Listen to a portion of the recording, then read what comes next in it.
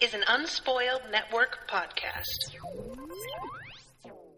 This is Unspoiled, covering The Dark Tower, Book 5, Wolves of the Calla, Part 3, The Wolves, Chapter 1, Secrets. In this chapter, Father Callahan, you were doing so well there for a minute. You were doing all right. Why'd you do this, buddy? I didn't need this. Welcome to Unspoiled.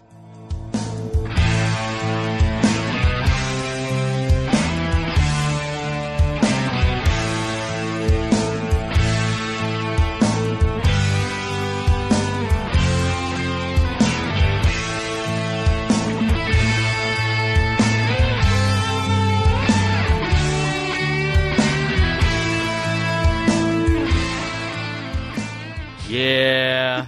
Yeah. That's a thing. Oh, it's so true to life. Hey, buddy, I really wanted to like you, and you had to ruin it with your opinions. I fucking Shut love up Roland's. And go sit over there. Roland's reaction to the whole thing is just, like, precious to me. It's very much like, I think, how I felt when I was a young girl and realized what some people's position on this was just incredulous. Really. Yeah. You know, just like, wait, what do they think? Like, just you don't, you're uncomprehending in the face of something that feels so illogical. The story I always tell is when I was working at an elementary school, and there was this mother who brought her kid every day, and she was a really nice person, and, like, she used to give me rides home sometimes, and I just really liked her. Mm-hmm. And one day I came in and I found out that she had removed her child from the school because she had found out that the teacher was talking about evolution. Oh, Jesus and I Christ. was like, really? I wasn't even mad. I was like, really? Yeah. I didn't think, like, I'd heard about it. I didn't think I would actually meet one of you people. Yeah, it's like when you meet a flat earther. And you're just like, whoa, what? Hold on, come here. It's almost like, tell me more. Like, how did you come to this conclusion? So, all right, let's start from the beginning here. I'm Natasha. I'm Miles. And in this chapter, we should probably say, just in case, that you have not read these books before. Oh, right, and whereas I have read all 7 of these fucking books. That's right. I have officially finished the 7th book, which is called The Dark Tower. There is an 8th book. It's called The Wind Through the Keyhole, and I did pick that up at a used bookstore the other day. But it's not like a core part of the story. It's like a kind of a campfire story deal, from what I understand, that happens between like books 4 and 5. Okay. So I have had a million people ask me to cover that in addition. So if you are up for it, I eventually probably want to. Sure, yeah, we can totally do that. But in terms of the core story, I am finished, and I have opinions. Yeah, I have lots of opinions. I have had more people react to me saying I'm covering this with, oh, God. And not in a, like, I hated the series, but, like, just today I got a tweet from somebody who was like, I fucking hated the ending of that fucking book. And I'm like, well, all right, because that seems to be the consensus. That's funny. I have seen more people who hate it, and I'm kind of like, maybe I'm just going to, like, be really fucking contrary and love it. Maybe I'm just going to spit in your faces. I'll tell you this much. The last book, not my favorite thing overall. The ending, I fucking love it. Okay. See, guys? I love it. Somebody will be there to spit in your face. You can always count on Unspoiled for that. Nah. And me in particular, I'd like to think. That's true. That's true, yes. Yeah, so I'm just really excited that you're finally there now. Yay. Yeah, me too. I know. It's pretty cool. I'm really stoked about it. Anyway, do you feel like chapter. Do you feel like it retroactively changes any of the way that you talked about other things with me so far, that now that you finished it and know more?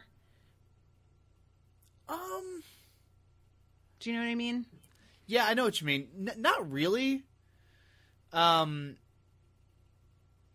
No, I don't. I mean, there's stuff to talk about, like, it changes it in that, like, when you get to the end, there are obviously some revelations that make you go back and you're like, wait a minute, that happened? Oh, okay, that was, this was like that the whole time, and that was like this the whole time, and this guy was doing this. But no, in terms of what we actually discussed, I feel the same way about the first 4 books as I did before. Okay. I think that I'm glad I got it done before we got out of this one, because I would really hate to have to talk about the next book without knowing the ending. Okay. But yeah, I don't. No, the first 4 books pretty much feel the same way about those. Okay, cool. Yeah, and then I don't even mean like have your feelings on the books changed so much as plot-wise. Do you think that there are things that you would have focused on once we went back and talked about it, now that you know what might come back up? I don't think so, because... Because that's something that I can imagine if I were listening to our show and I had finished the entire series and, like, the person who was recording hadn't, I'm wondering if there would be moments where I'm like, he would lead the conversation in this direction if he had fucking finished by now. Right. But I don't know if that's actually something that people have been worrying about as of yet. Like, I know Krista's been very much like, finish, god damn it. But I don't know if that's like a preemptive thing because she knew that eventually we were going to get to a place where that would bother her, or if it was bothering her already. I don't know. I think that... Let us know, Krista. Yeah, let us know, Krista. I can't think of anything, personally, right now. So. Okay. All right, so yeah, this chapter, Roland starts off peeing while staring at the man Jesus, painted. Which is great. And hanging on the wall. Yeah. I have often felt this way in houses of people who are religious where they have, like, scripture and stuff in places that feel strange to me. My stepmom she had been Catholic and then she became born again when she was with my dad. And she has, like, some weird stuff in her laundry room, which is attached to a bathroom. Just, like, things like that. There was even something that she had hanging in a closet, which I just don't know many people who would do that in the first place. But yeah, I definitely have. Have you ever had a moment where you've been in somebody's house and you feel like something in the room is watching you while you pee? Because I've had a few places that I've gone where there was one of my dad's friends collected those creepy porcelain masks. Oh, God. You know, the ones that are, like, painted with, like, glitter and feathers, and they're supposed to be really pretty, but they're actually kind of scary because there's empty eye sockets. Yeah. They were all over her house, and she had them on the wall in the bathroom, and I just couldn't take it. It fucked me up when I was a kid. We went over there all the time, and I was just like, no. No, I don't think I've ever had that experience so much. At least not frequently. Not like, there was no one thing that I recall where it's like, oh my God, it's watching me. Oh, and he doesn't even, like, really seem bothered by it. He's just, at first, he's just like, oh, that's kind of weird. And then he realizes that, oh, well, she's going to sit every time she uses the bathroom, so she's not even looking at this. Right. Which makes sense. Yeah. And it makes him laugh for some reason, which, like, he laughs at strange things. Yeah, he does. He's not really used to laughing, so, you know, he's out of practice with what to laugh about, I think. And when he goes outside, he is thinking about Ka, and I really love Eddie, who believed Roland thought of little else, would have been astounded. Right, because it mentions he doesn't think about Ka very often. Mm-hmm. And you're like, wait, you don't? And then it's like, well, of course he doesn't. He just takes it for granted. Yeah. Yeah, stand aside and let me work. Which, okay, so he's thinking about this in the context of, man, why didn't any of us say anything about this whole pregnancy deal? Mm-hmm. And it's like, gee, I don't know. Why didn't you? Yeah, listen. I don't have a whole lot of patience for his retroactive regret here. Like, no. It's just, and I say retroactive regret specifically, even though when you say regret, that usually implies past actions, because it's so close to the, like, decision to not take any action that it doesn't even really feel like proper regret yet. Regret to me, it's like you've been given, through the fullness of time, recognize your past mistakes. Mm-hmm. And that's not what's happened here. It's like the instant that she says, oh, BT dubs, I knew the whole time. Y'all didn't say shit, huh? And she doesn't have to say that, but she, you know, that's what gets to him. And I'm like, really? It feels like really selfish. Which he is. Yeah, he includes her in this whole, like, why didn't any of us say anything? Mm-hmm. And it's like, I don't know. I feel like it's like, why did I not say anything? Why did I tell Eddie not to say anything? Why did I straight up slap down Jake when he wanted to say something? Yep. You know, like, I don't know. Yeah, he talks about how, well, they were all too cowardly to do it. Like, no, Jake would have. It was something he was, like, not looking forward to, but that's not the same thing. And acting like... He implies, I'm trying to find exactly in the... here it is. Susanna herself had known in spite of the bloody rags she had buried, so why had it taken them so long to have the palaver they'd had last night? And, oh no, that's not the spot. Because there's a part where he implies that she had been so much more deeply in denial than he was. And I'm just like... Yeah, it's right here. It's what none of them had fully realized until last night on the porch was that Susanna herself had known, and perhaps for almost as long as Roland. She had simply fought harder. Mm-hmm. To which I'm just like... I get what he's saying, and objectively, I don't feel like he's wrong. But when he tries to, like, almost frame it like, well, you know, I didn't want to face it, but she didn't either... Right. You don't get to do that when she's the pregnant one, dude. No, you don't. You don't get to frame it like you had at all the same perspective that she did and act like, well, what I did was okay because she also was in denial. No. All the no's. Yeah. Yeah. So Callahan comes on up and Roland's like, hey, buds, I want to talk to you about a thing that's bothering me. Here's a story about finding some more doors and going to the mines of Moria. I'm just kidding. He lays out the whole deal. Yes, and he is very, like, it's one of those things that in the moment I had forgotten for a second that Callahan had come through a door himself, and I was like, this is going to sound crazy. And I'm like, oh, no, it's not. Yeah. I just, like, forgot for a sec. And... he lays out the whole deal, including the pregnancy. Mm-hmm. And I should have seen this coming, but it just didn't even occur to me. Honestly. I think it's because Callahan doesn't react logically. Well, it's not even that, but it's like you don't think of him first and foremost as a Catholic after the whole story he's told, you know? That's true. So you kind of forget that, like, yeah, he's this dude who has this really complicated relationship with his faith, but he's, like, come back to that, and of course he's going to be, like, fully throwing himself into all these, you know, these beliefs. So, we're, you know, the issue is that Callahan, is that Roland says, hey, we might need to abort this thing. Rosalita's a midwife. Do you think she could do it? Yeah. And Callahan looks like he's about to fucking just have a heart attack and keel right the fuck over.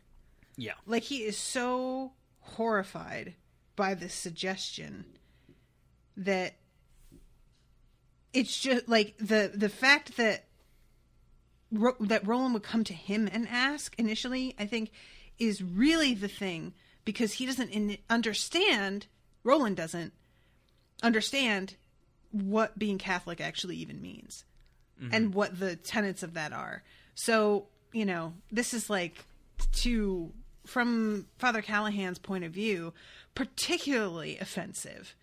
And Roland just has no context for that at all. And he quickly realizes that and kind of pulls back a little bit in his initial rage over the suggestion.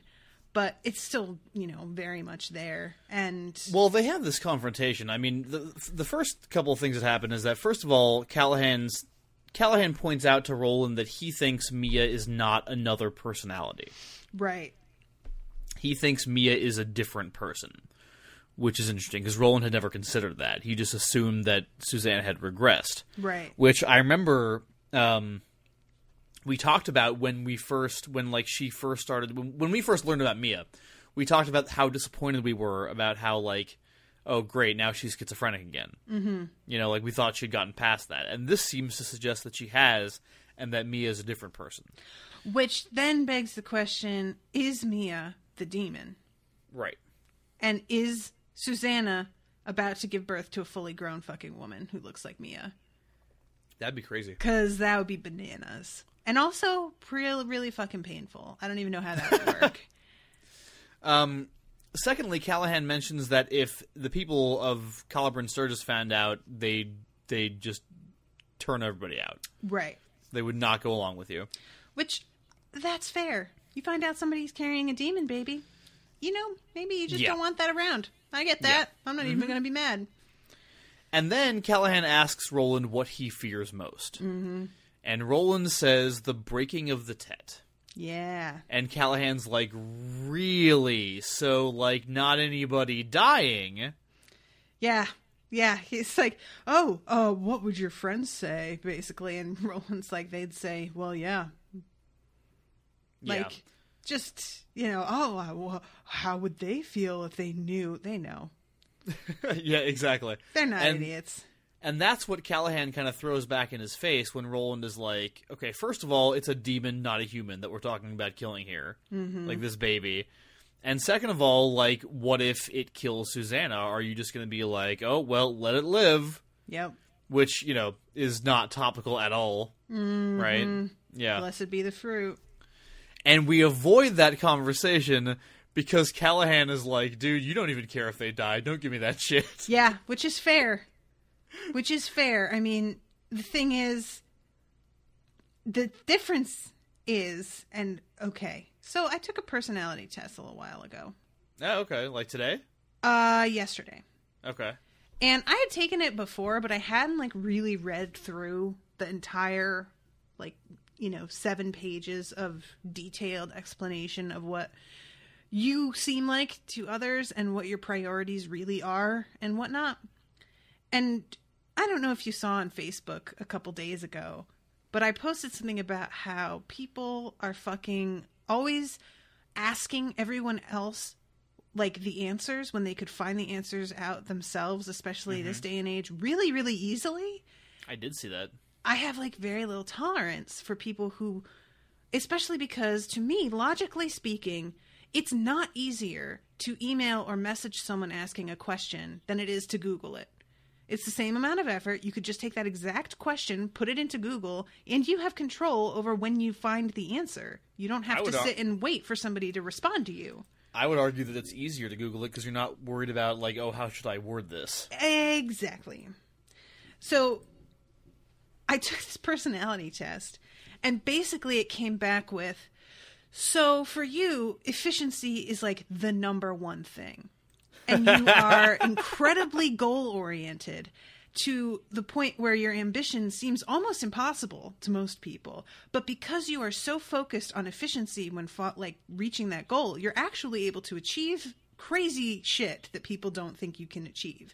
However, because of your focus on efficiency, which most people do not have, most people are more interested in, you know, human relationships, you will seem really cold and insensitive to some people. And you're going to have to work on not being so overbearing because everybody isn't prioritizing the same things you are. And so you just look at someone who's slower to react or reacts in a different way and see incompetence. And then you dole out a bunch of condescension instead of maybe thinking that they go about solving problems in their life in a different way. And so I'm reading where's it this super accurate test? Where can this be found? I just, I read it and my eyes just kept getting wider and wider. The one that really got me was, you point out flaws with a chilling degree of insensitivity. I was like, what? What? So, in this moment, with Roland, so Callahan's throwing in Roland's face, oh, you don't care if she lives or dies either. It's just the Tet that you're worried about. However, Roland is still being hyper logical when his priority above everything else is the test. Is that compassionate? No. But he's still being super, super logical and goal-oriented about it. Oh, yeah. And so I get that, even though it's incredibly callous. Well, Callahan is being so illogical that for him to try and act like him and Roland are, like, sort of, like, approaching this the same way is so disingenuous that I'm just like... And one might argue Callahan is being logical from the perspective of his goal, which is to prevent murder. Right. But if it's not a person, which we are very clear it's likely not, he isn't accommodating that eventuality at all, and that's just not smart planning. Well, you have to be ready for everything. To be even clearer, even if it's a human, it's not a person. Sorry. Yet. And... Agreed.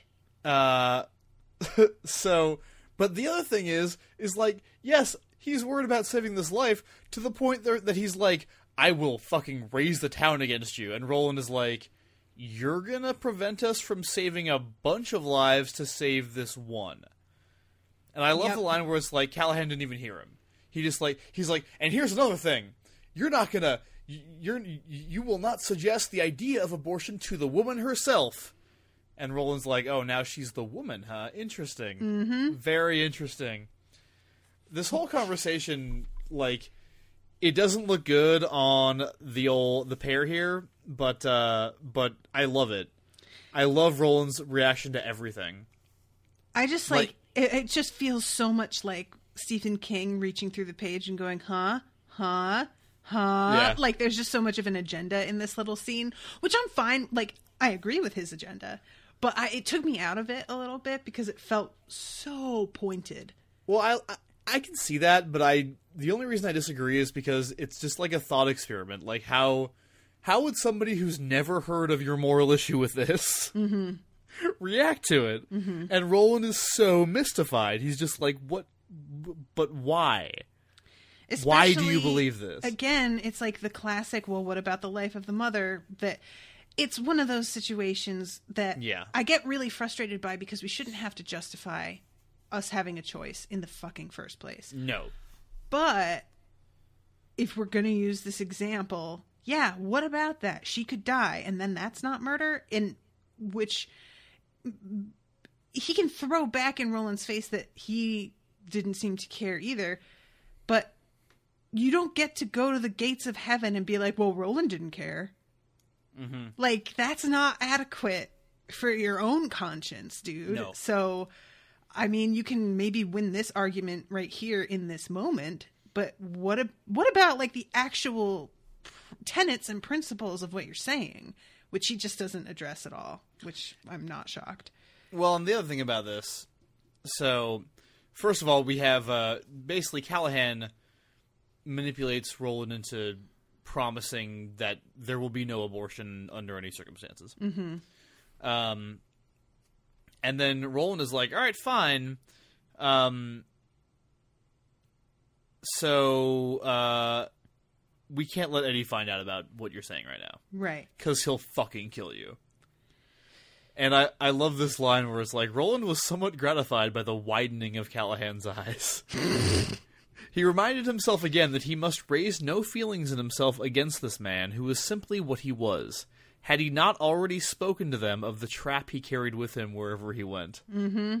Which is like, I don't know. I like that too, because it's like, some people build these, like, mental cells for themselves, and, like, that doesn't make them bad.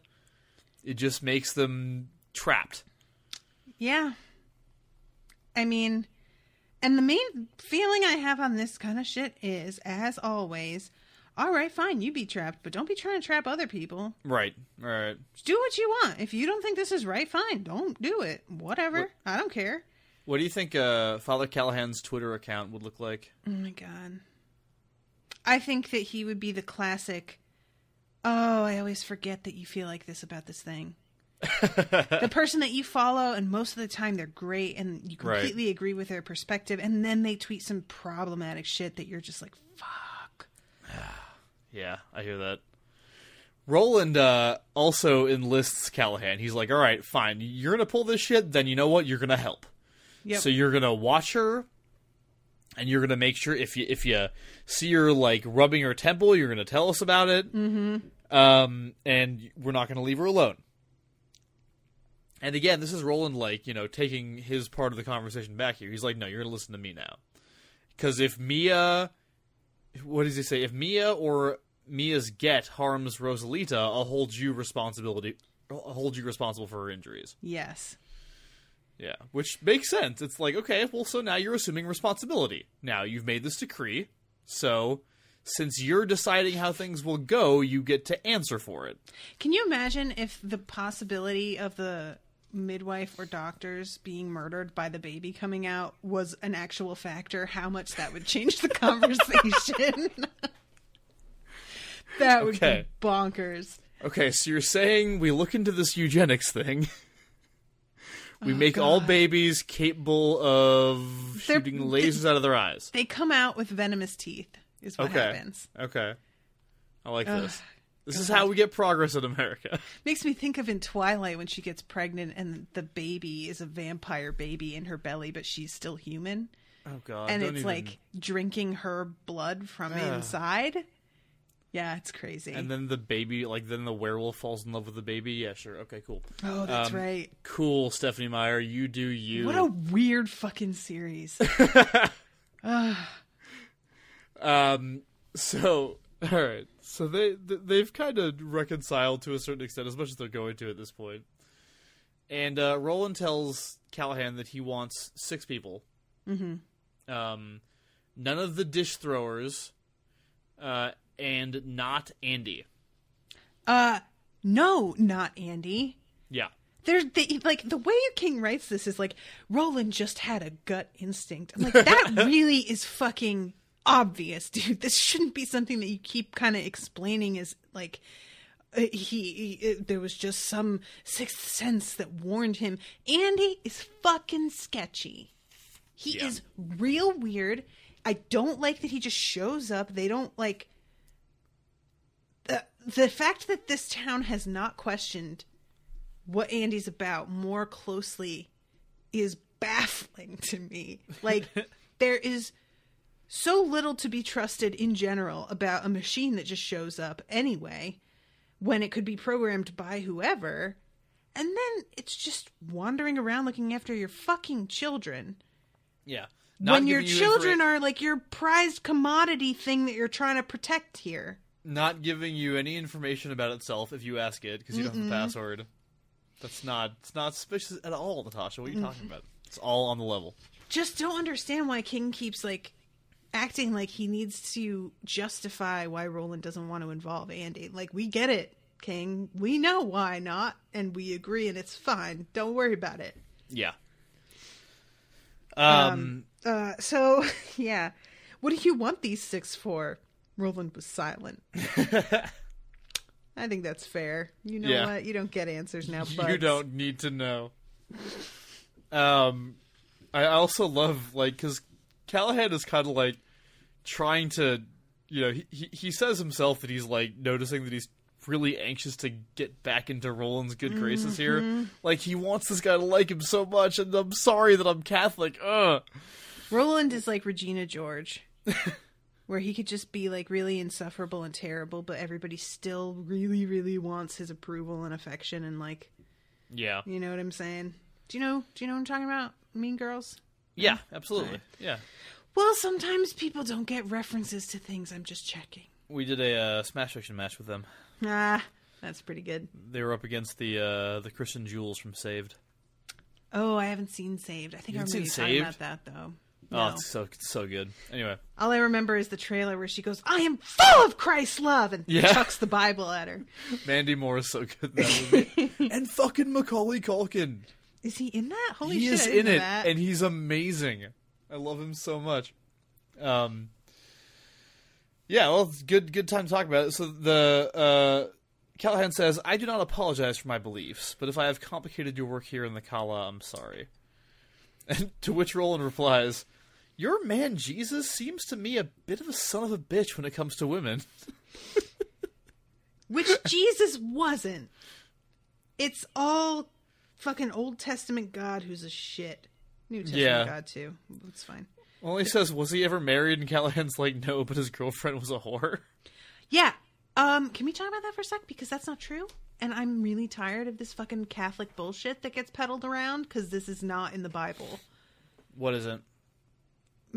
Mary was not a whore. Oh, okay. And I remember my mom, because my mom being, you know, a goddess-worshipping, tree-hugging pagan, right, is very interested in the treatment of women in the Bible and the whole, like, politics surrounding that. And one day, she and my dad got in a fight about this, and she said, go find it in the Bible. Go find where it says that. Because he kept saying this.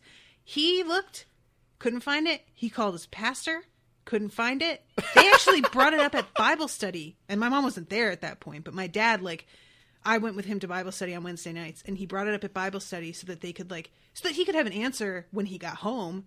Couldn't find it. It's not amazing. Fucking there. But they had to bring her fucking down a peg. Because God forbid a woman be involved in at any level. So let's all, like, spread this rumor that she was a whore. That's so funny. That we can just totally fucking discredit her and make this. Yeah, of all the people involved in Christianity, Jesus was not the one with the woman problem. No, he really wasn't. You know, it's funny because I didn't even know, like, earlier in the chapter they mentioned that Roland had never heard the story of Pontius Pilate, and I'm like, that I don't know what that is. Like, that sounds familiar, but I don't. Well, I'm not a Bible scholar. The actual wording when he says "wash my hands," where is it? And if it kills her, will you say the same then, and so wash your hands of her? I think that there's some wording there that's familiar, specifically as well. But all right, dude's got a stupid name though, Pontius Pilate. That's lame. That's like it's just like he's got a big belly and he's an aircraft pilot. Like I was gonna say, like wrestler from the '80s. Like whose like character was that he was a fat pilot, like a paunchy pilot, you know? Mm-hmm. Yeah. Yeah, I was like remembering there was some like somebody did a sketch on SNL after Gladiator got really popular, and the name of the character was Gluteus Maximus. And for some reason, Pontius Pilate just makes like it sounds like a Latin phrasing for talking about somebody's gut. Yeah. Something like Mad TV would do. Right. So yeah, so that happens. That whole conversation starts. They're all going out to talk to everybody. Mm-hmm. Schmoozing. Yeah, we'll get to that in a second. But then before what I really want to talk about, we get this little scene where Eddie mentions to Roland what Jamie Jaffords had told him. And Roland is like, "Oh shit, I know what you mean." And he's like, "Do you know what you mean?" And then he's like, "Yeah, I know what I mean. This is awesome." I'm a little pissed off. I said it last week that I knew that he was going to fucking do this, so I knew. I was ready for it, but that doesn't mean that I have to like it. No. I'm just, come on. Come on, King. Jesus. It's like he's, like, and I'm sure it is that he's doing this on purpose, but it really feels like even extra. It feels like you're borrowed the book from your brother, and he's, like, kind of a jerk, and he let you borrow the book, but he, like, tore a couple pages out in really key spots. You know what I mean? Just to be an asshole about it. Yeah.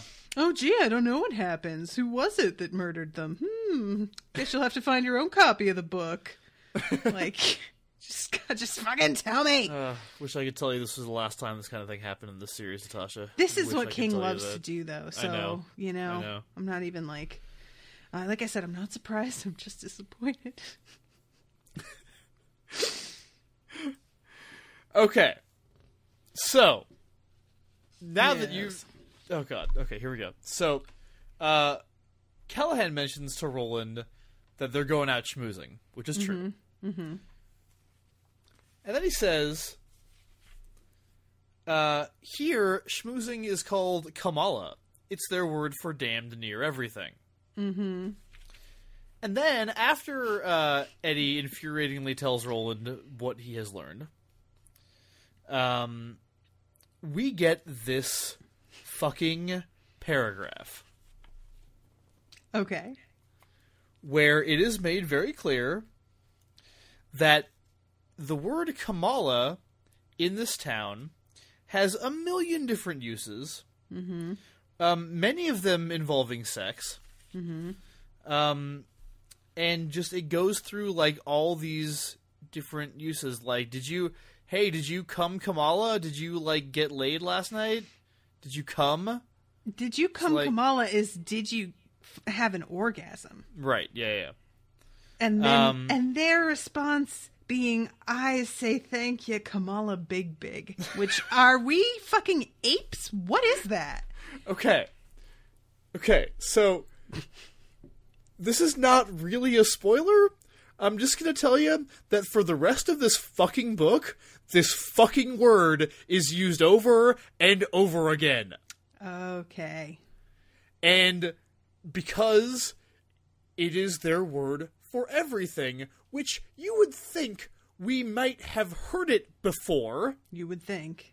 So I went back. I have taken notes on this shit. This makes me so mad.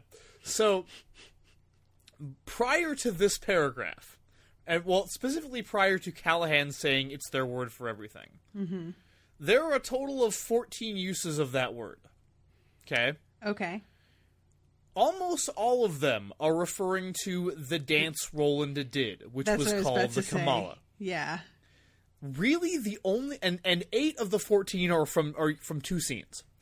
Really, the only one that isn't is when Mia is in like the castle or whatever, mm-hmm. and she sees the plate and there's the great letter ZN, which means eternity now and come, as in come Kamala. Mm-hmm. Okay, so aside from that, just the dance. That is the only thing it refers to. 14 uses. Okay, right. After. There are 41 uses of this word, 3 of which refer to the dance. I fucking hate this so much. And like maybe it's like irrational, but it makes me so fucking mad.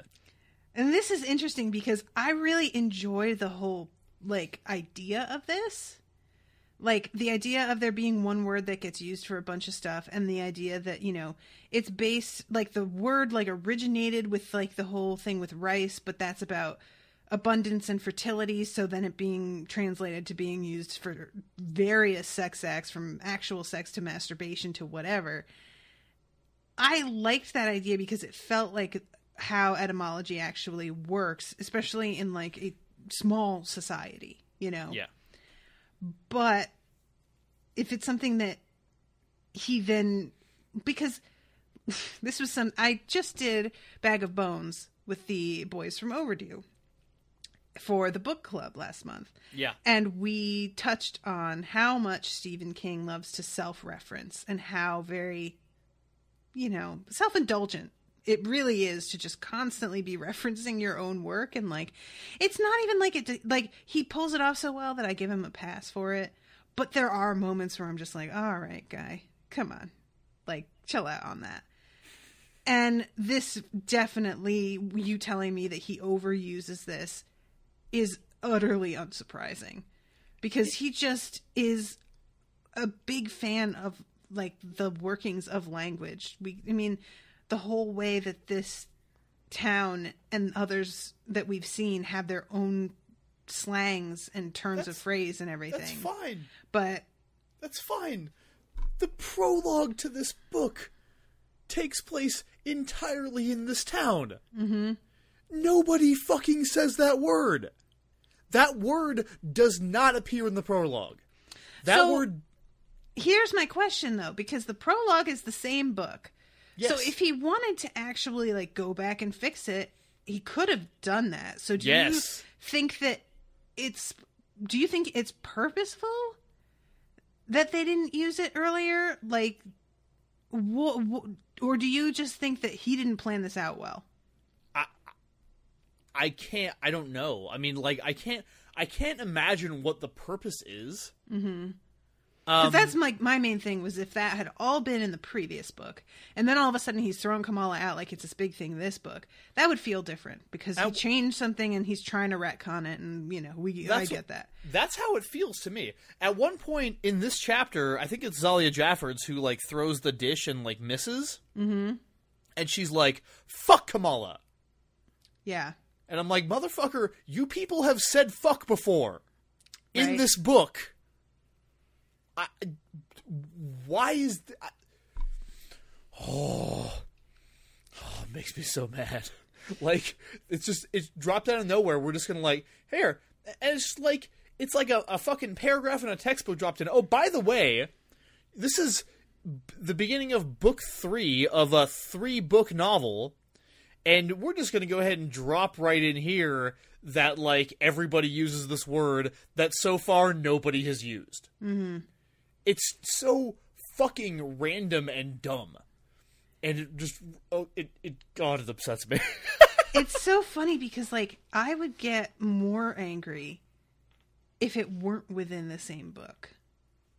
If it felt like he was retconning it while I think that's what it is that I would understand why he would do it, and that allows me to be just angry about it. But obviously, first of all, I haven't run across it yet, so I can't really have an opinion that's like based on my own feelings because I don't know how that's going to work. But also, I don't understand how retconning I can raise an eyebrow at and get a little irritated by. But when you're retconning what feels like a book you still had total control over, yes, that's just baffling. So I'm not even angry. I'm just like, wait, what? I don't know. Who is your fucking editor? Have you looked at any like reviews of these books or blog posts about it where people bring this up and got like, because I imagine you're not the first person to fucking wonder about this. Probably not. No, because I just I just finished the last book and I was staying away from that kind of thing until I had finished it. Like I didn't even want to risk being spoiled. But no, I don't. I mean. I have read all the books, and I can't imagine why they would suddenly be using this. Mm-hmm. Like, there's no... Everybody just treats it as, like, totally rote and normal. Like, oh, yeah, they use this word for everything. It's like... Maybe we're supposed to think that they didn't use it because they knew that these people wouldn't understand it? But again, in the prologue, it's just them. It's just the townsfolk. Yeah, that's true. That's true. So, like... And the word literally is not used until Roland is like, oh yeah, that Calla song that you people sing. Mm-hmm. That is the first appearance. I've researched this. Well, I hope you feel better now. I do, thank you. I really, God, it's been a long time coming out. It makes me so upset. I think when I first read it, I said something about it to Sharon, and she was like, "Yeah, that's great. That sucks." She did not like. She's like, Why do I care?" Has she read these? No. Oh yeah, there you go. If listeners let me know what you think. If you have any misgivings like this, or if you have an explanation or anything like that, because, like I said, I'm just seeing this. I understand in theory what you mean, but I haven't seen how this goes later either. So I don't have an emotional reaction to this right now. But yeah, by the way, in this paragraph here where it describes this whole thing, there are 16 uses of the word Calla, and 8 of those explicitly refer to sex. So like to like fucking or coming or like whatever. Mm-hmm. And one of them, I actually had it down as 8.5 referring to sex, because one of the lines in this paragraph is, for that matter, why is a fork sometimes a Calla but never a spoon or a knife? What? Yeah. I forgot about that one. I see what you fucking did there. It's so stupid. You get why you get it, Natasha? It's a fork. Because of fuck? Yes. Is it? Is it? Why? What else would it be? Is it? I don't know. It's just like, I don't know. It's... I got nothing here, buddy. I'm sorry. Makes me so mad. I feel like I'm just leaving you to flail impotently, but I just don't really have anything to add here. I'm picturing Animal. So, let's see. Oh, there's the conversation with Jake, and asks him, why are you having me spend so much time with Benny?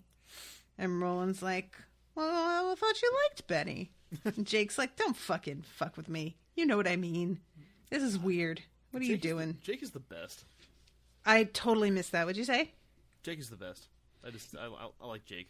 You got real quiet all of a sudden. Really? Yeah. I'm like looking to see if I touched my controls or something. I don't know. Yeah. No, I think we're good. Am I better now? Oh, yeah. Yeah, there you go. All right. My recording program is being a little bit weird. Yeah, and Jake is keeping an eye out on, what's his face, because he lied about his glasses. Benny's dad, yeah. That's weird. I don't care for that. They said that their glasses... Everybody told me they wouldn't work or do anything. And mysteriously, they worked perfectly. Mm-hmm. That feels like some witchcraft shit. Or technology that you should not be having access to unless, you know, you're in league with some bad peeps who have access to technology like that. Just the whole deal. It's an inside job. That's what I'm saying. Yeah. Wolves don't melt steel, Kamala. Go fuck yourself.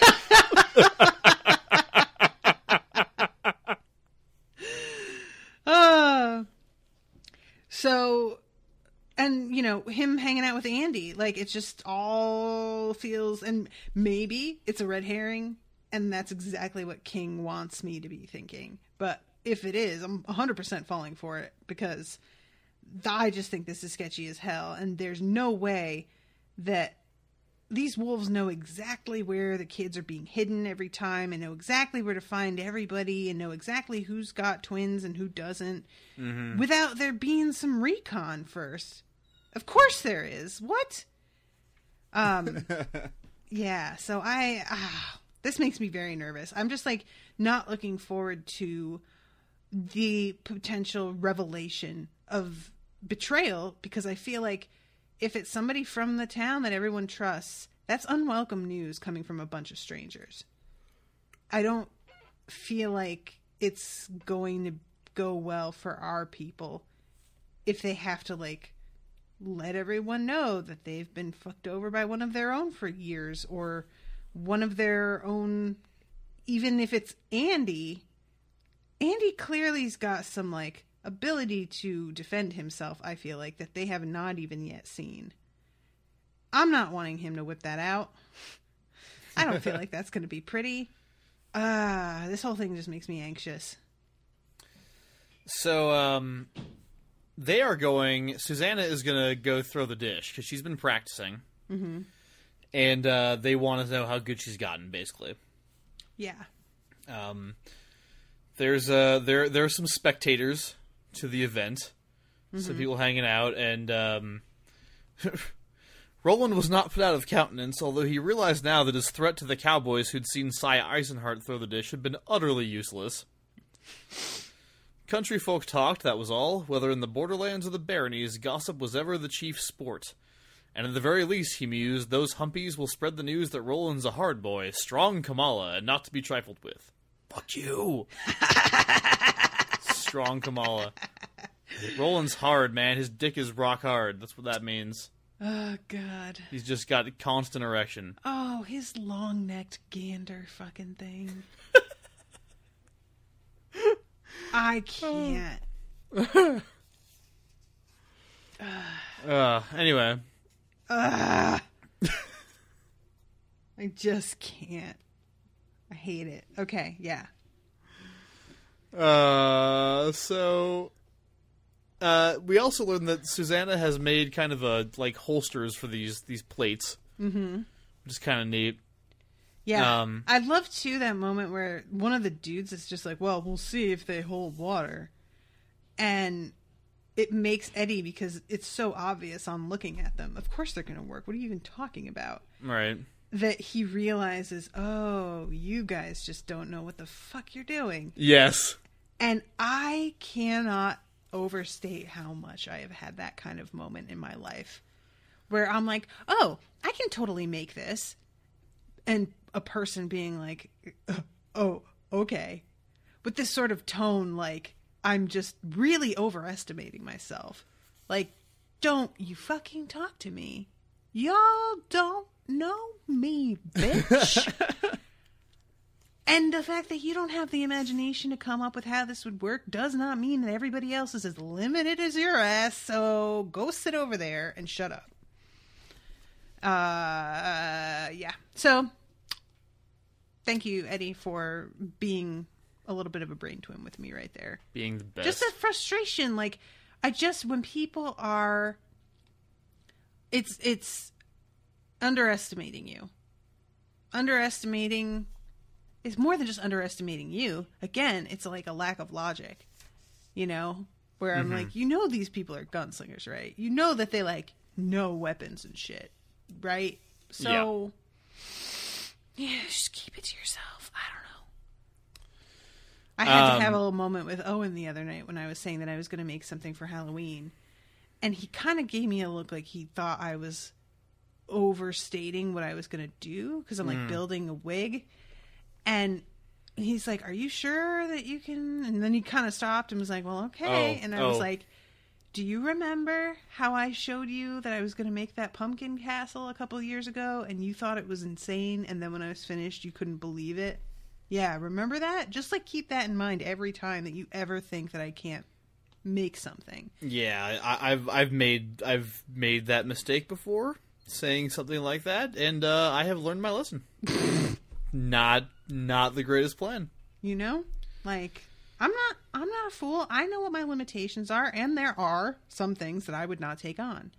But if I'm coming to you and saying, so I'm going to do this thing, and I lay it out for you in like a 10-point plan, trust me when I say that is happening. Like, I plan shit, I do shit. That's how I function. But anyway, high five, Eddie. Team Eddie. High five. Team Eddie for sure.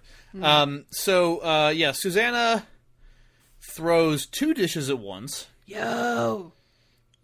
She double wheels that shit. There's an illustration in this that's... you don't have this, right? No, I don't. Oh, it's rad. I'm totally putting that in this next episode. Totally should. Yeah. She rocks it, needless to say. Mm-hmm.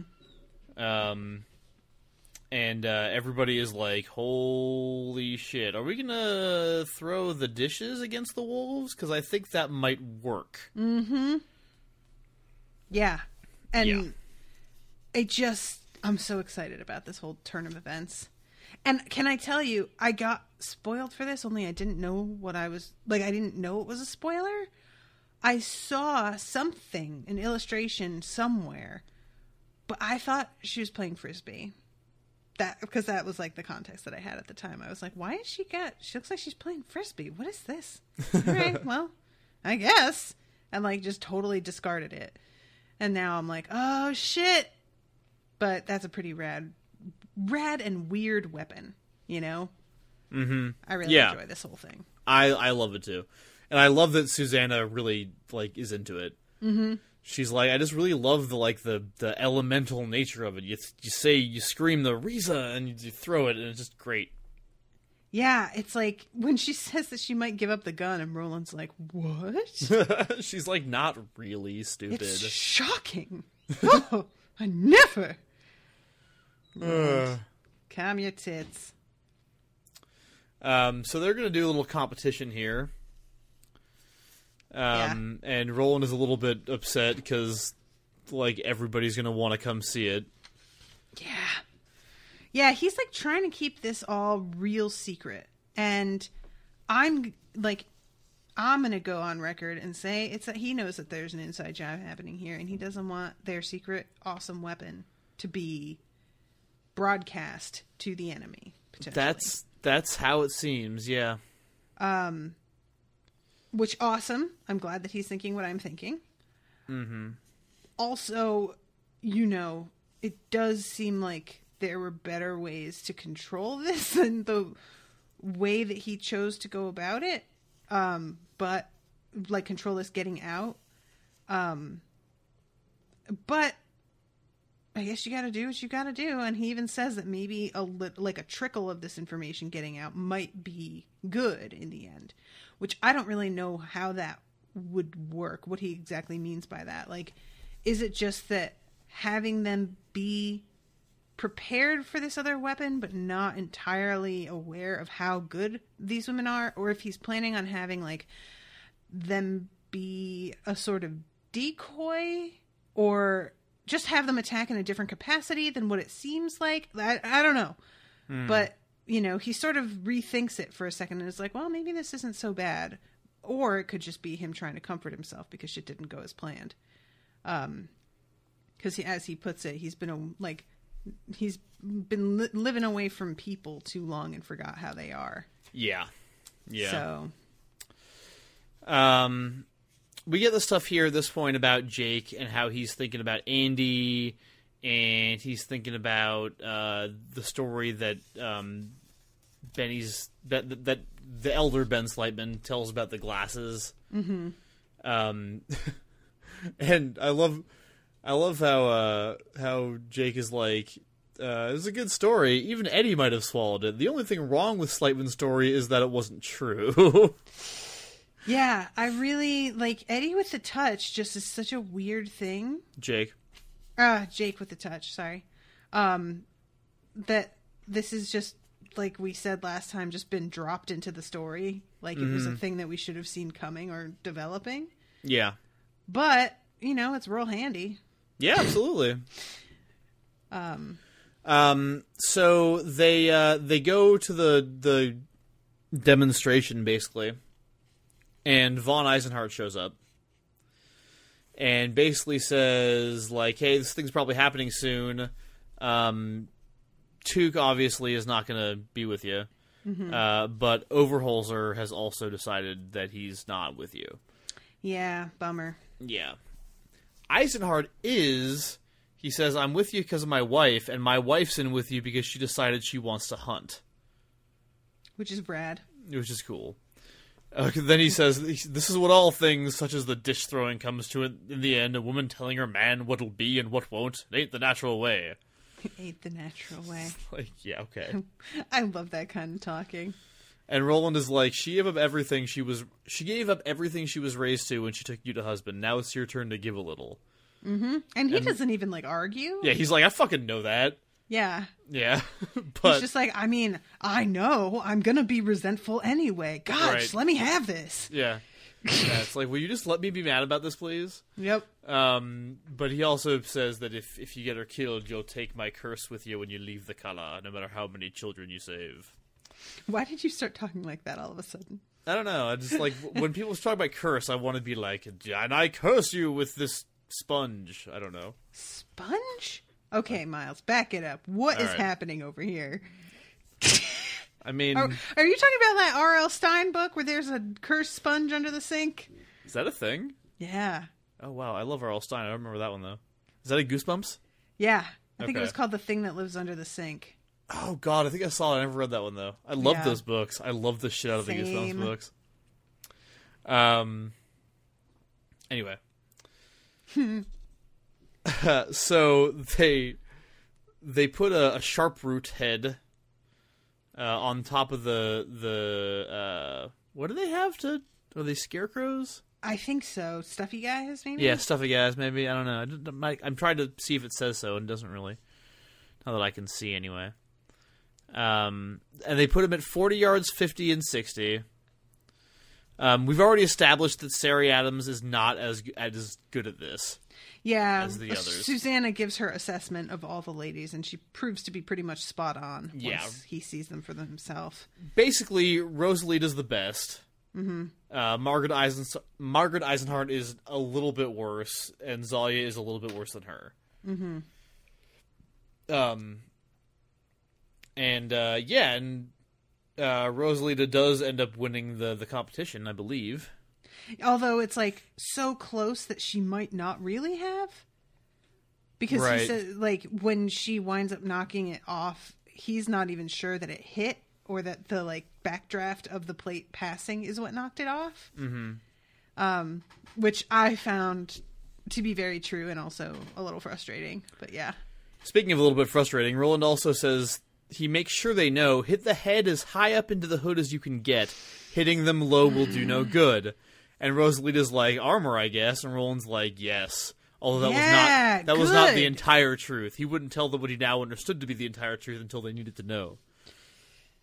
So, when I said this is not the last time that it happens, what I meant was in this chapter. I'm like, really, because he is has the same reaction that Eddie does, in that Eddie's first thought when he finds out what's really underneath the thing is, oh, and the horse is being all the same color. Right. And I just cannot imagine what that is, like... Yeah, it's just a sort of random detail to be like, oh, it's that. Yeah, so I'm really... Hopefully, once I actually find out what this is, I won't feel kind of cheated. Right. Because that's something that I've had and usually King is pretty good about this, but I've had in a few books where they've been like dropping these clues, and then once you actually get down to it, that clue really was quite a leap for those characters to fixate on. Mm-hmm. And isn't really like this revelate. Like, I felt like the thing, you had to make a couple extra leaps to get there with that information. And I'm just hoping that I don't get disappointed by that. I hope will so I be too. disappointed? Do you think I'll so be? Too. I don't think you will be. Okay. I hope you're not, and I don't foresee that happening. Anyway, so after that's done, Jake is like, hey, I'm going to go back to hang out with Benny and them, but I want to take my gun. Mm-hmm. And they're like, for why? Yeah, and he is like, oh, I'm not just going to show it off and impress them. And right. Like, Roland's like, that didn't even occur to me, but now you made me a little worried, though, actually. Right, well, since you had to say that. Yeah. So we've got 10 days left before the wolves come. So they're going to do the town gathering in 6 days. Mm-hmm. Right? Mm-hmm. But Jake is keeping his secrets here. And then Eddie says, I need to go to New York. Yeah. Just drops that shit out there. Just drops it out there. Roland is like, so is there anything else? Because if there isn't, we're going to get... And Eddie's like, yeah, New York. Let's go. Oh, yeah. Here's this one little thing. Yeah. I need Black 13. Yeah. That's like, what? Yeah. So, I don't care for it. I'm just... It's kind of hard to summarize exactly what they're talking about here. Mm-hmm. But essentially... What Eddie's theory is here is that the owner tower, Calvin Tower, of that lot is in the same boat as Father Callahan and doesn't want it. But he knows somehow that it's a valuable thing in other ways than money, and he's waiting for somebody who can handle it to come and take it. And so they had been theorizing how they could afford to buy it and all of, like, the weird logistics of going back to Odetta's Wen and getting her money. And Eddie realizes, I don't even think we could give him $1. I think that he's just going to want to know that it's in hands that can handle it, mm-hmm. and it'll be safe. So yeah, that's a pretty interesting, I like that. I actually was all about it. Yeah. They also mentioned, Eddie says he thinks that when you go to that, that stretch of New York where the Rose is, mm-hmm. He says being there takes you into a different world, some kind of key world. And I think that's why time always runs one way, which is interesting.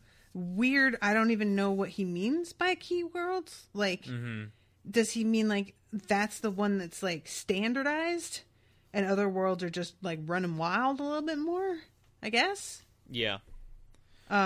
Yeah. I mean, obviously, I don't know anything about that, so I can't give you any enlightenment there. You son of a bitch. But anyway, Eddie basically agrees that, you know, he says, like, Susanna, you can't go, you're preggers. Jake, like, I know you're a gunslinger, but you're a kid, and I don't think any contract you draw up would be legally binding. I really wish that she would go, though, because she's preggers and she could get an abortion in New York, no problem. Oh, yeah, that's a good point. I mean, in 77, though? Probably. New York was like, is always a little bit more progressive in a lot of ways. Yeah, I suppose that's true. So Eddie basically says, like, I'm gonna go down there, and, you know, Balazar might get pissed off, but, fuck him. And Roland is like, all right, tomorrow we're gonna take the ball up to the cave, and we'll see if you can do it. Yeah, I felt like he agreed to this so readily that it actually made me even more nervous. I thought that he would fight this more. He's definitely uneasy about it. Like, he was in a good mood before Eddie brought this up, and now he's like, now he mentions that he's unsettled. Yeah, true. So yeah, and that's that chapter. Yeah, I know, and I really wanted to read the next one, but you were like, no, just one. I was like, just fine. The one. Dad. God. So next week, one again? Or I'm thinking one. I was thinking, because the next two chapters are the Dogen Part 1 and the Dogen Part 2. But Part 1 is, like, those two chapters combined are 100 pages. Okay. So I think we should split them up. Let's do one chapter next week, and then one chapter the week after that. Okay, cool. So I have a bunch of announcements. I put this all into the Unspoiled newsletter. So if you get that and you actually read it, you know, this will be old news to you. But I think a lot of people probably just like don't read things and also might not have signed up for it. So I'm going to tell you the stuff that's coming up. Stranger Things is going to be back at 2 a.m. Central Time on Friday. I'm going to binge the fuck out of that shit. And still haven't seen the first season. I need to. You really do. This is the perfect time of year to do it. And Maggie and I are going to be picking it back up. The first time we covered it, we did it in an accelerated format, but we will be doing it simply week by week this time, as we did before, as we do our other shows. Also, Rashawn and I are making a big change in that after we finish Prisoner of Azkaban for our Harry Potter reread, we will be taking a break from our Harry Potter coverage to cover Westworld together. Oh. And because she can't handle recording 3 times a week. It's just too much for her because she has a fucking real job. And she and I tend to talk for like 2 hours before we even start recording. So it's a big chunk of time out of her day. So we're going to be covering Westworld. That won't start until like the spring. And they say that season 2 is supposed to come out in the spring of 2018. So there's a chance, depending on how the timing lines up, that by the time we finish the first season, the second season will be starting and we'll be able to cover it in real time. So that'll be interesting. And once we are done with Westworld, depending on for 1 or 2 seasons, and we come back to the Harry Potter reread, the remaining 4 books will be patrons only.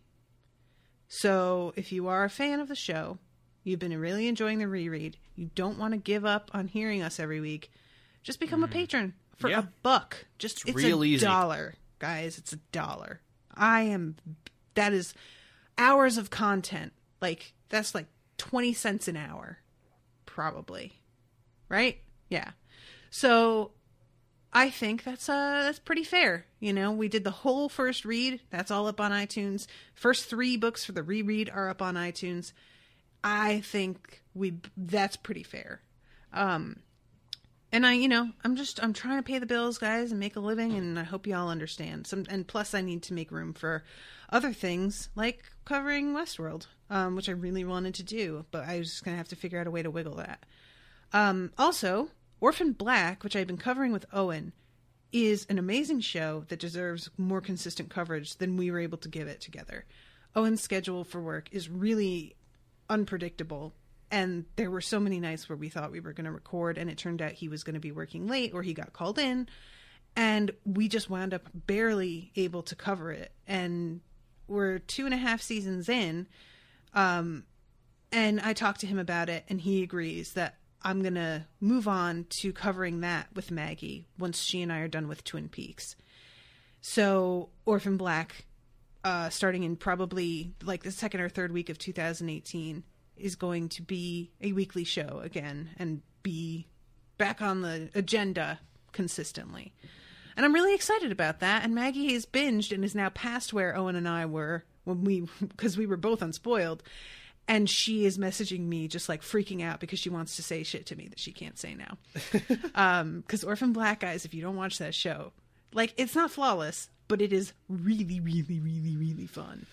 That's another one I really want to watch. It's really good. And Justified is going to be wrapping up in 2 weeks. And Alan and I are going to do the Justified finale live on YouTube. And that's going to be open to everybody. That's not going to be a patrons only thing. So yeah, if you're a fan of that show, it would be awesome if you would come and hang out with us. We're going to be doing that live on November 4th in the evening, 7 p.m. Central Time. And the event is on Facebook, also, on YouTube, on the Unspoiled channel. If you want to get a reminder set, because you can do that now on YouTube, which is kind of cool. And I'm just Justified has been one of those shows that's kind of been up and down for me because it doesn't have nearly the listeners that a lot of my other shows do. And there were a couple seasons that I wasn't feeling quite so much, and it was hard to get through. But this final season has been balls out amazing. It's like one of the best seasons of the show, period. And that's so rare for a show to like continue to be that rad until the very last season. And I wasn't ready for it. I really thought it was going to kind of peter out. And instead, it feels like they know the end is coming and they were ready for it before the finale episodes of the previous season. So they geared up early and like got everything in place, and the table setting was perfect. And now they just could go all out. And I am now, like, I had been kind of like, you know, I like covering this, but I'm also looking forward to having that night off and, you know, being able to focus on a show that might have more listeners. And now I'm like, I don't want this show to be over because it's been so great. And Walton Goggins plays the kind of villain, arch nemesis type, and he's fucking awesome. Who is that? And I wish he was in everything. Walton Goggins.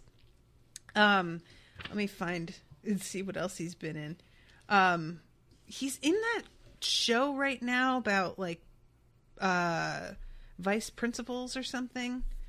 I mean, if it didn't come out 10 years ago, I probably don't know about it.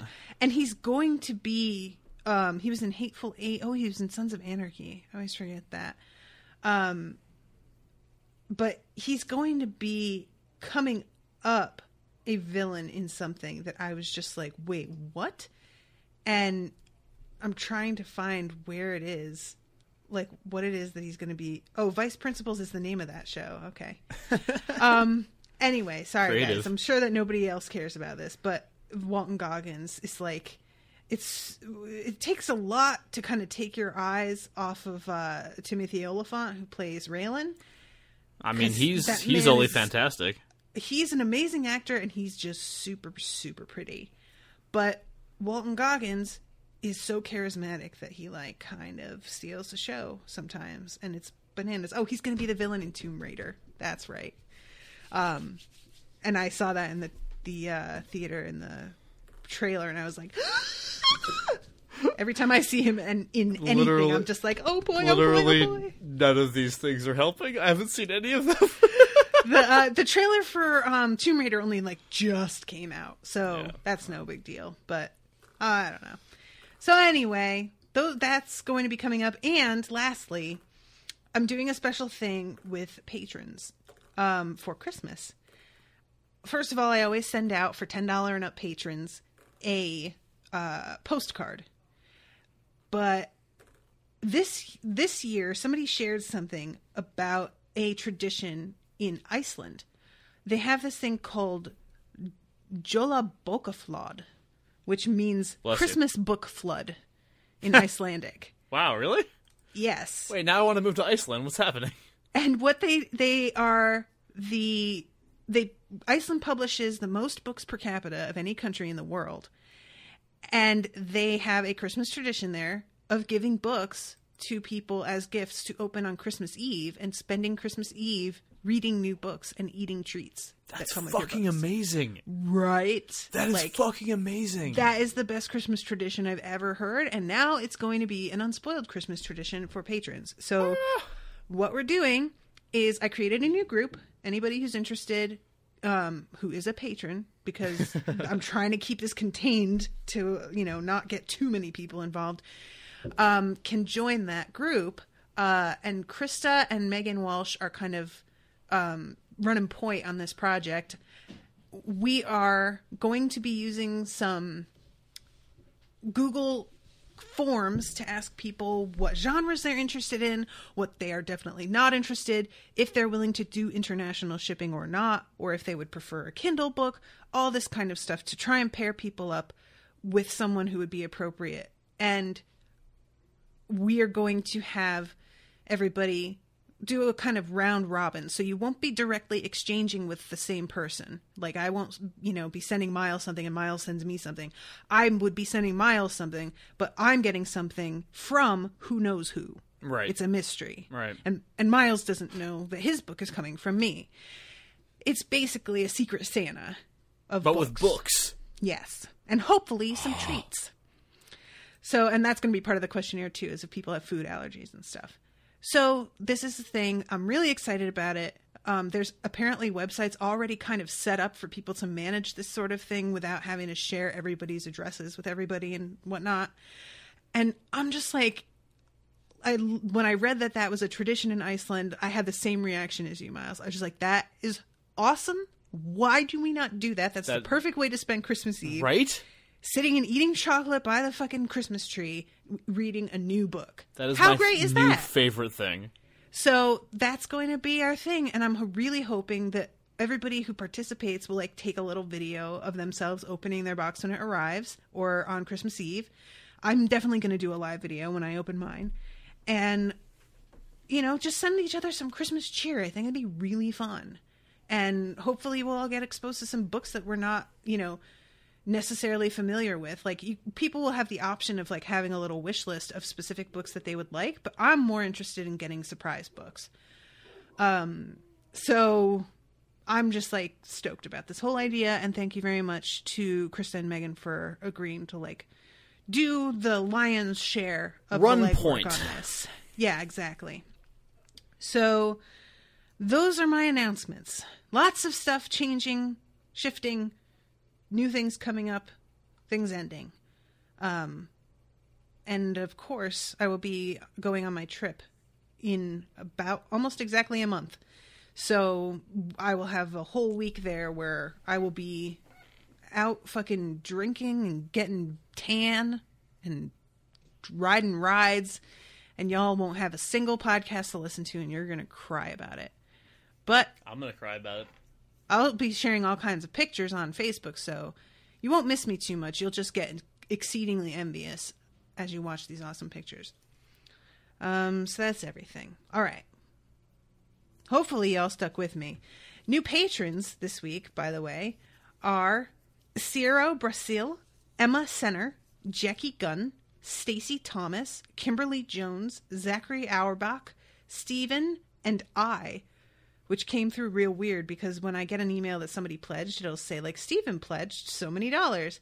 And it came through, I pledged blank, blank, blank. And I was like, what now? It took me a second to realize what was happening. So that's everything. Those are all of my announcements. Miles, take it away.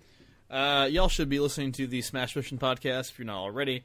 You can find it on iTunes and all your podcast apps on your phone and stuff. It's a show where we take fictional characters and put them in conflicting situations and argue about who would win. And the most recent episode might be very near and dear to some of your hearts because it is A, Michonne from The Walking Dead versus the White Walkers, and B, starring Chris Tex Holcomb, a.k.a. Money, as well as Jamie Smith.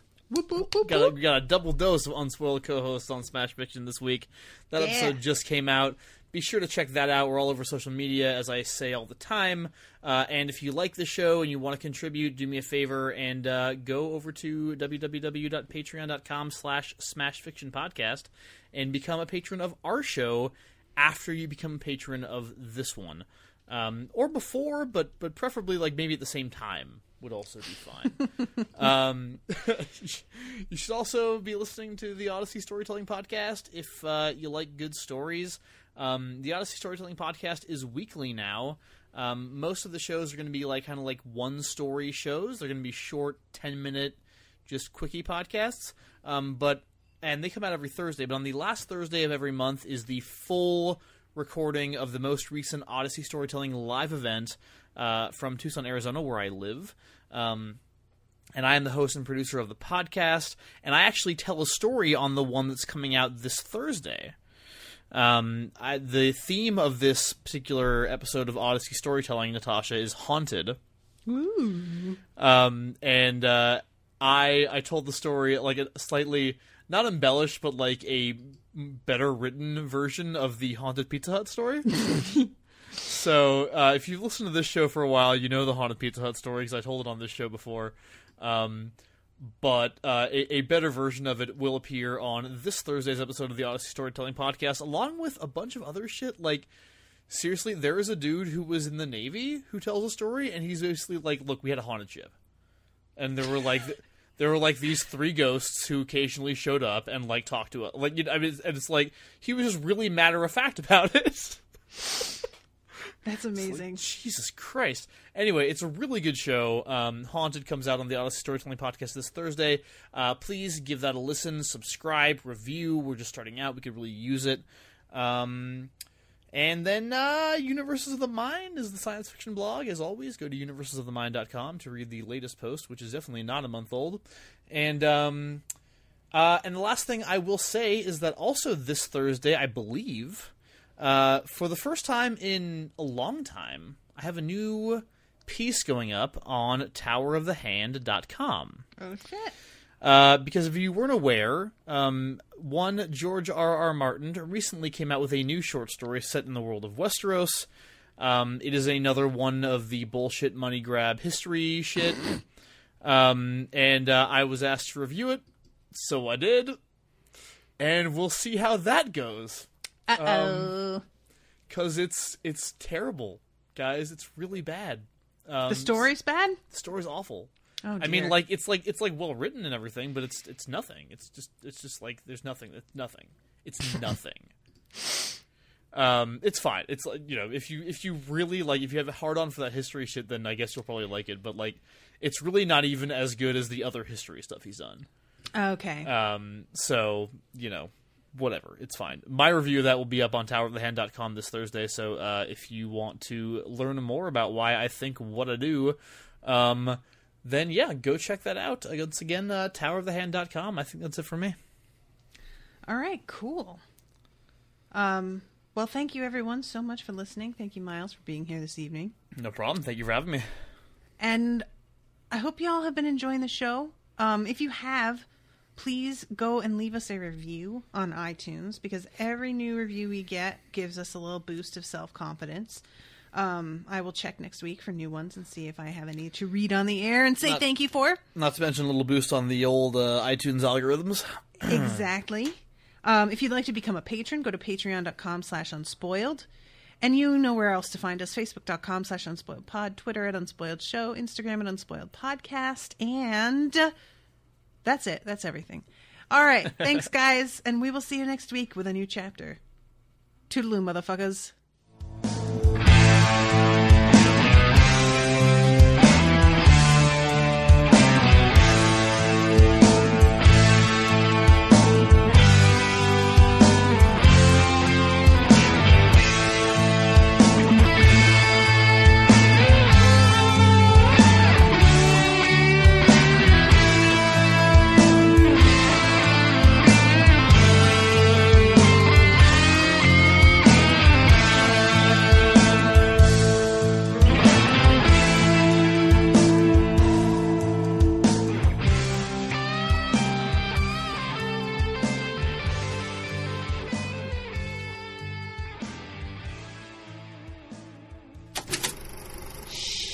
That was an Unspoiled Network podcast.